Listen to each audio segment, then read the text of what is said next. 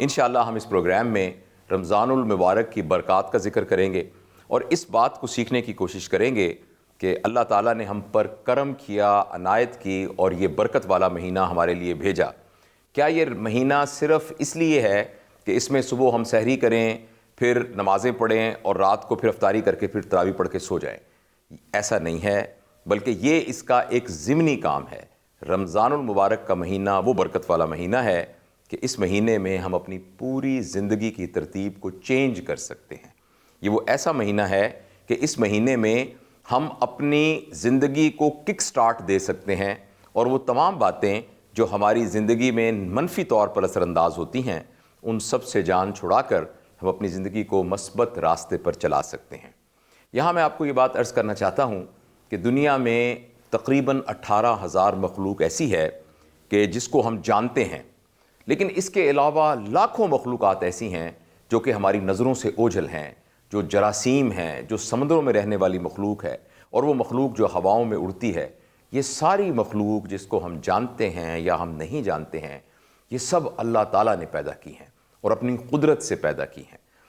ان سب مخلوقات میں سے اللہ تعالیٰ نے انسان کو شرف بخشا اور اشرف المخلوقات بنایا۔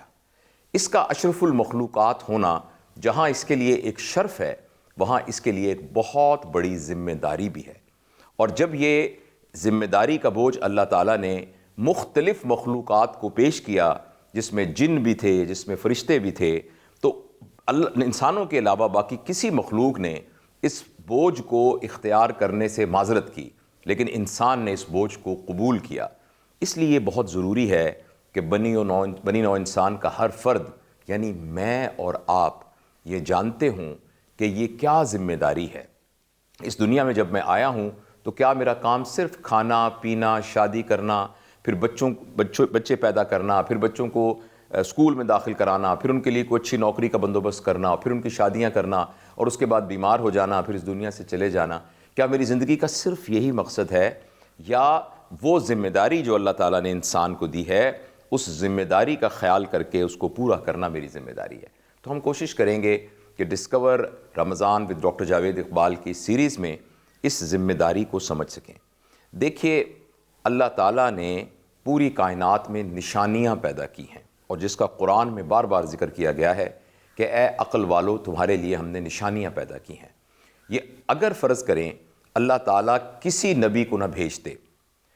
تو پھر بھی قیامت کے دن ہم سے یہ سوال کیا جا سکتا تھا کہ کیا تم دیکھتے نہیں تھے کہ سورج کیسے مشرق سے نکلتا ہے اور کیسے مغرب میں غروب ہوتا ہے، اور کس طریقے سے دن اور رات ایک ترتیب سے آتے ہیں اور ایک ترتیب سے ختم ہو جاتے ہیں، کس طریقے سے اللہ تعالیٰ آسمان سے پانی برساتا ہے، کس طرح ایک بنجر زمین میں سے پھل، سبزیاں اور کھانے کی اور نعمتیں پیدا کرتا ہے، اور کس طریقے سے چوپائے ہیں جو ہماری خدمت کے لیے موجود ہیں۔ یہ تمام باتیں قرآن میں تفصیل سے بیان کی گئی ہیں۔ دیکھیے، اگر کوئی نبی آ کر ہم سے اللہ تعالیٰ کا تعارف نہ بھی کرواتا تو یہ نشانیاں بہت کافی تھیں کہ جس کی بنیاد پر ہم سے سوال کیا جا سکتا تھا کہ تم نے اس دنیا میں رہتے ہوئے ایک اللہ کو کیوں نہیں پہچانا۔ لیکن اللہ تعالیٰ کا کتنا بڑا کرم ہے کہ اللہ تعالیٰ نے ہمیں پیدا کیا، اور پیدا کرنے کے بعد ہمیں ویسے نہیں چھوڑ دیا، بلکہ ہماری تربیت کے لیے اپنے برگزیدہ بندوں کا ایک سلسلہ شروع کیا جنہیں انبیاء کرام کہتے ہیں۔ حضرت آدم علیہ السلام جو کہ پہلے انسان تھے،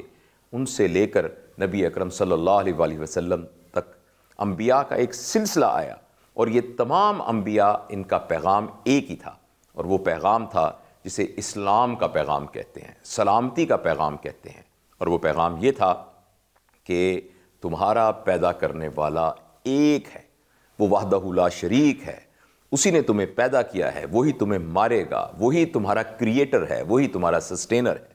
وہی تمہارا رازق ہے، وہی تمہارا خالق ہے۔ یہ ایک پیغام تھا، اور جتنے بھی نبی کریم صلی اللہ علیہ وسلم سے پہلے تشریف لائے وہ ایک محدود زمانے اور محدود آبادی کے لیے تشریف لائے۔ لہٰذا حضرت ابراہیم علیہ السلام کی دعوت جو تھی وہ ان کے علاقے تک محدود تھی، اسی طرح حضرت موسیٰ علیہ السلام کی دعوت بنی اسرائیل اور فرعون تک محدود تھی، اور حضرت عیسیٰ کی بھی اسی طریقے سے۔ لیکن یہ پوری کی پوری ترتیب جب اپنی انتہا اور پیک پر پہنچی تو اللہ تعالیٰ کے آخری نبی حضرت محمد صلی اللہ علیہ وسلم اس دنیا میں تشریف لائے، اور نبی کریم صلی اللہ علیہ وسلم کی دعوت کا میدان صرف خطہ عرب نہیں تھا، اور صرف وہ زمانہ نہیں تھا 23 سال کا جس میں نبی کریم صلی اللہ علیہ وسلم نے دعوت دی، بلکہ نبی کریم صلی اللہ علیہ وسلم پوری دنیا کے لیے بلکہ پوری کائنات کے لیے نبی بن کے آئے، اور ان کی دعوت یعنی ان کے زمانے سے لے کر قیامت تک آنے والے آخری انسان تک کی دعوت تھی۔ لیکن اب آپ دیکھیے کہ نبی کریم صلی اللہ علیہ وسلم تو اس دنیا سے پردہ کر گئے، تو اب کوئی نبی تو آئے گا نہیں، تو نبی کریم صلی اللہ علیہ وآلہ وسلم کی وہ دعوت اس کے ذمہ دار میں اور آپ ہیں۔ قیامت تک آنے والے آخری انسان تک اللہ کے نبی کی بات کو پہنچانا میری اور آپ کی ذمہ داری ہے۔ اس بات کا بہت ڈر ہے کہ کہیں قطب شمالی کے قریب رہتا ہوا کوئی اسکیمو اگر اس سے پوچھا جائے کہ تم نے خدا کو نہیں پہچانا تھا، تو وہ ہم سب کو ذمہ دار قرار دے سکتا ہے کہ دنیا میں ایسے لوگ رہتے تھے جنہیں آپ کا تعارف تھا، جن کے پاس انبیاء کا تعارف تھا، لیکن مجھ تک وہ بات پہنچانے کے لیے نہیں آئے، لہٰذا میری بجائے وہ ذمہ دار ہیں۔ تو اس لیے میرے بہت ہی پیارے بہنوں، بھائیوں، دوستوں، بچوں، بزرگوں، ہم کوشش کریں گے اپنی اس ذمہ داری کے بارے میں تفصیلات جانیں، اور اس کے علاوہ ہم یہ بھی جاننے کی کوشش کریں گے کہ رمضان شریف میں ہم کیسے اپنے اندر ایک تبدیلی لا سکتے ہیں۔ نبی کریم صلی اللہ علیہ وآلہ وسلم کی ایک حدیث کا مفہوم ہے کہ جس کا مفہوم عرض کر رہا ہوں کہ اگر تمہارا آج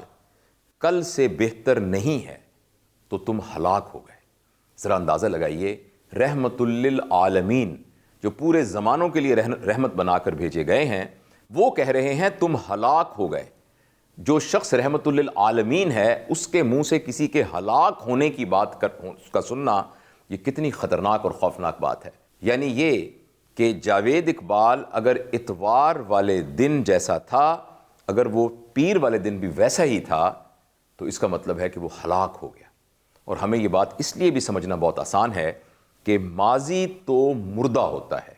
ماضی ختم ہو جاتا ہے، لہٰذا ماضی مردہ ہے،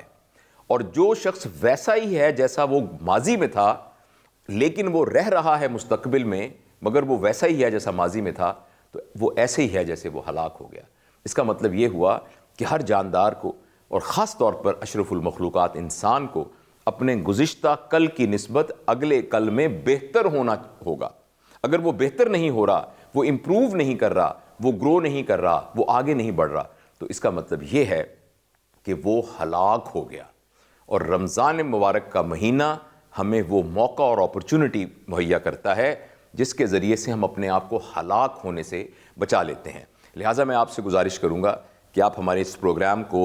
تواتر کے ساتھ دیکھیے، اور میں اس میں کوشش کروں گا کہ آپ کو اس پوری ترتیب کے ساتھ وہ سارا کا سارا پلان بتا سکوں جس میں ہم اپنے اوپر محنت کر کے اپنے آپ کو تبدیل کر سکتے ہیں۔ یہاں میں صرف مختصراً تعارف کے طور پر یہ عرض کرنا چاہتا ہوں کہ ہماری یہ بدقسمتی ہے کہ ہم اپنے آپ کو باقی جانداروں کی طرح صرف ایک فزیکل بینگ سمجھتے ہیں۔ یعنی جس طریقے سے ایک گھوڑے کی ضرورتیں ہیں، کھانا پینا، رفع حاجت سے فارغ ہونا، اور پھر افزائش سے نسل کرنا، اور جب اس کے بچے ہوں تو ان کو تھوڑے عرصے کے لیے خطرے سے بچانا اور پھر مر جانا، انسان بھی اگر اپنے آپ کو صرف فزیکل بینگ سوچے گا تو وہ اس ذمہ داری کو کبھی بھی پورا نہیں کر سکتا جس کا میں نے آپ کو شروع میں تعارف کروایا تھا۔ اصل میں انسان کی زندگی صرف فزیکیلٹی نہیں ہے، یہ اس کا جسم اور اس کی ضروریات صرف 25% ہیں، اس کا دوسرا 25% اس کی ذہانت ہے، اس کا تیسرا 25% اس کی ایموشنلٹی یعنی اس کے جذبات اور احساسات ہیں، اور اس کا اگلا 25% جس سے وہ مکمل انسان بنے گا اس کی روحانیت ہے، یعنی فزیکیلٹی، انٹلیکٹ، ایموشنلٹی اینڈ اسپرچویلٹی۔ فزیکیلٹی میں انسان جانوروں سے کم تر ہے، ہم گھوڑے کی طرح بھاگ نہیں سکتے، چیتے کی طرح جست نہیں لگا سکتے، ہم مینڈک کی طرح تیر نہیں سکتے، ہم کوے کی طرح اڑ نہیں سکتے، ہم سانپ کی طرح رینگ نہیں سکتے، ہم بلی کی طرح درخت پہ نہیں چڑھ سکتے، ہم پرندوں کی طرح سن نہیں سکتے، ہم بلی کی طرح دیکھ نہیں سکتے۔ لیکن اس کے باوجود اگر ہم اشرف المخلوقات ہیں تو اس کا مطلب یہ ہے کہ ہمارا شرف ہماری فزیکیلٹی کی وجہ سے نہیں ہے، بلکہ ہماری جو 3 اور جہتیں ہیں ان کی وجہ سے ہے۔ میں انشاءاللہ کوشش کروں گا کہ آئندہ آنے والی اقساط میں ایک ایک کر کے فزیکیلٹی، انٹلیکٹ، ایموشنلٹی اور اسپرچویلٹی کو تفصیل سے بیان کروں، اور آپ سے یہ عرض کر سکوں کہ کس طرح رمضان شریف میں ہم اپنی فزیکیلٹی یعنی اپنی صحت کو ٹھیک کر سکتے ہیں، اپنا انٹلیکٹ یعنی ذہانت اس کو استعمال کر کے، اس بے پناہ خزانے کو استعمال کر کے ہم دنیا میں ایک انقلاب لا سکتے ہیں، کم از کم اپنی زندگی میں تو ایک انقلاب لا سکتے ہیں، اور ہماری ایموشنالٹی، کیسے ہم اپنے جذبات کو کنٹرول کرنا سیکھ سکتے ہیں، اور آخر میں ہماری اسپرچویلٹی یعنی روحانیت۔ جانوروں کے اندر، جیسے میں نے آپ سے عرض کیا کہ فزیکلی ہم ان سے کمزور ہیں،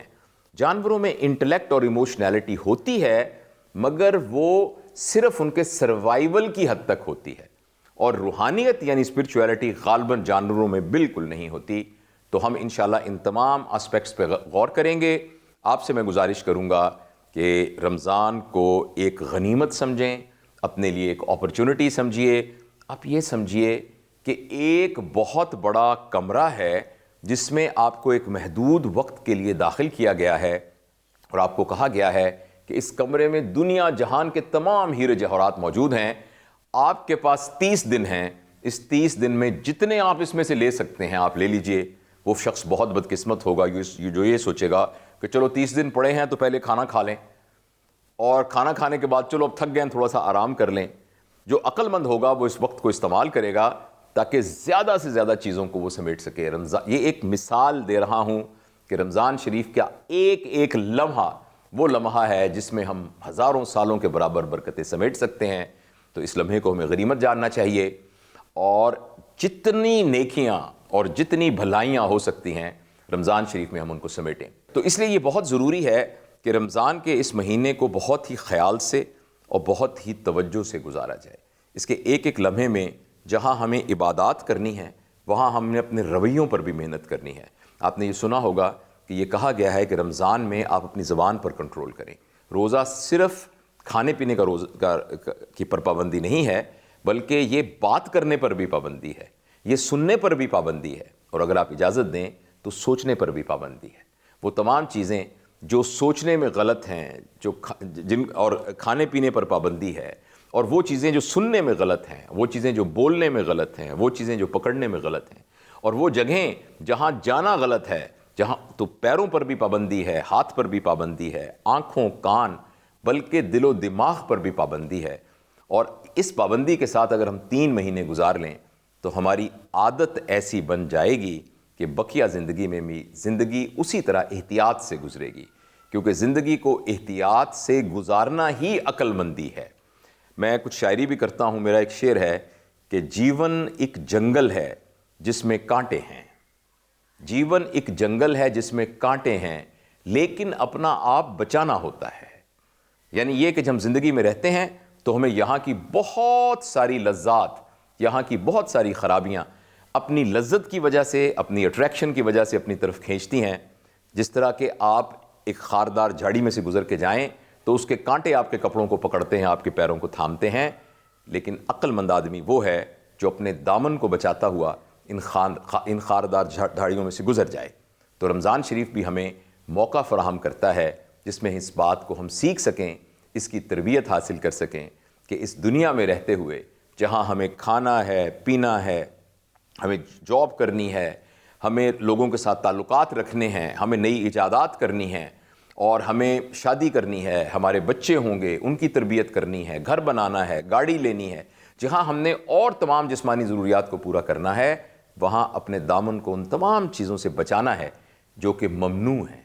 جو کہ ہماری دنیا اور آخرت کے لیے خطرناک ہیں۔ یعنی جیسے میں نے عرض کیا تھا کہ جیون ایک جنگل ہے جس میں کانٹے ہیں، لیکن اپنا آپ بچانا ہوتا ہے۔ یہاں سے ہم نے ان تمام چیزوں کو جو ممنوع ہیں اس سے بچتے ہوئے یہاں سے گزر کے جانا ہے، تاکہ یہ جو چھوٹا سا راستہ ہے جس کا نام 60-70 سال کا راستہ جس کو ہم زندگی کہتے ہیں، جب ہم اس راستے سے گزر کے چلے جائیں اور اپنی اصلی منزل پر پہنچیں تو وہاں کوئی ہمارا استقبال کرنے والا ہو، وہاں کوئی ہو جو ہمارے گلے میں ہار ڈالے، وہاں کوئی ہو جو جنت کی خوشبو کے ساتھ ہمارا استقبال کرے۔ ایسا نہ ہو کہ جب ہم وہاں جائیں تو وہاں شرمندہ ہوں، وہاں ہمیں پریشانی ہو، وہاں ہمیں دکھ ہو۔ اور دیکھیے قرآن پاک کی ایک آیت ہے، ساعت مستقرم و مقامہ، کہ جہنم جو ہے وہ تھوڑے عرصے رہنے کے لیے بھی بہت خطرناک جگہ ہے، اور ہمیشہ کے لیے رہنے کے لیے بھی بہت خطرناک جگہ ہے۔ آپ نے یہ سنا ہوگا کوئی بات نہیں، مسلمان تو آخر میں جنت میں چلا ہی جائے گا، اگر تھوڑا عرصہ بھی گزارا کر کے نہ پھر ہم گزر جائیں گے۔ لیکن اللہ پاک نے قرآن میں فرمایا ہے ساعت مستقرم و مقامہ، کہ تھوڑا عرصہ گزارنے کے لیے بھی بہت خطرناک جگہ ہے اور مستقل رہنے کے لیے تو خیر ہے ہی خطرناک جگہ. تو اس لیے یہ ایک ریمائنڈر ہے رمضان شریف کا مہینہ. اب دیکھیے جب رمضان ہوتا ہے اچانک مسجدوں کی رونق بڑھ جاتی ہے, اچانک انسان نیکی کی طرف راغب ہو جاتا ہے. وہ شخص جو کبھی قرآن کو ہاتھ نہیں لگاتا وہ رمضان شریف میں کچھ نہ کچھ پڑھنا شروع ہو جاتا ہے اور اس کے دل میں اللہ تعالیٰ کی محبت کا احساس ہونا شروع ہو جاتا ہے. ہمیں بھی اس اپرچونٹی کو مس نہیں کرنا چاہیے. تو یہ تھی ہماری پہلی گفتگو discover Ramzan with doctor Javed Iqbal. انشاءاللہ اگلی گفتگو میں ہم ان باتوں کو تفصیل سے بیان کریں گے. بہت بہت شکریہ.